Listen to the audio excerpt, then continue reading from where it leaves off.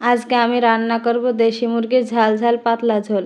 আমার মনে হয় বেশিরভাগ মানুষই দেশি মুরগির ঝোলটা একটু পাতলা হলেই বেশি পছন্দ করে, আর একটু ঝালটা বেশি হলে। আর দেশি মুরগির মাংসের সাথে যদি থাকে চালের আটার রুটি, তাহলে তার কোনো কথাই নেই।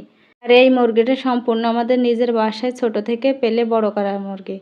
আসসালামু আলাইকুম এভরিওয়ান, সকলে কেমন আছেন? আশা করি সকলে ভালো আছেন। আলহামদুলিল্লাহ, আপনাদের দোয়ায় আমি অনেক ভালো আছি। এই তো এরপর মুরগিটাকে কুটে বেছে নিয়েছি, এরপর সুন্দর করে ধুয়ে নিয়েছি অফ ক্যামেরায়। তারপরে চুলাইতে কড়াই বসাই দিয়েছি, তারপর দিয়ে দিয়েছি বেশ কিছুটা তেল। তারপরে দিয়ে দেবো পেঁয়াজ কুচি।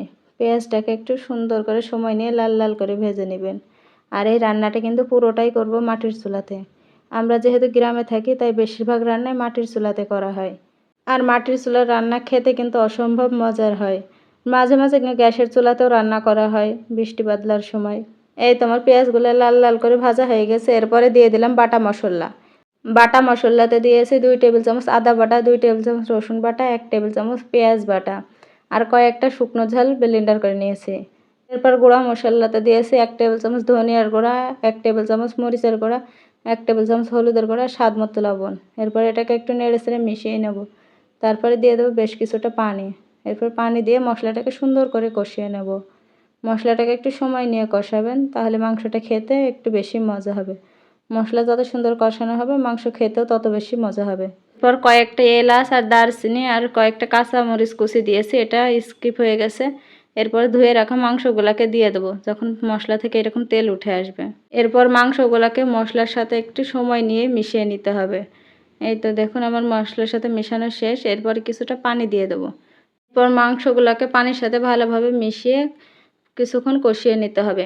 এই দেশি মুরগি থেকে কিন্তু এমনিতে পানি বের হয় না, একটু পানি দিলে তারপরে কিছুটা পানি বের হয়। এটাকে আমি সময় নিয়ে 10 মিনিট মতো কষিয়ে নেব। একটু সময় নিয়ে কষিয়ে নিলে খেতে অনেক বেশি মজা হবে। এই তো আমার মাংস কষানো প্রায় শেষ, পানিটা শুকিয়ে এসেছে। এই পর্যায়ে এবার দিয়ে দেবো ঝোলের পানি।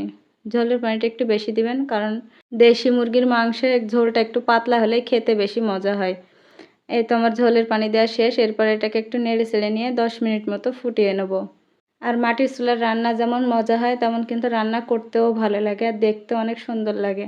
এই তো আমার ঝোলের পরিমাণটা অনেকটাই কমে এসেছে, আর আমি একটু যেহেতু ঝোল ঝোল রাখবো, তাই আর 2 মিনিট মতো জাল করে নেব, তারপরে এটাকে নামিয়ে নেব। এই তো দেখুন আমার রান্নাটা দেখতে কতটা লোভনীয় লাগছে, আর খেতে মাশাআল্লাহ অসম্ভব মজার আর সুস্বাদু হয়।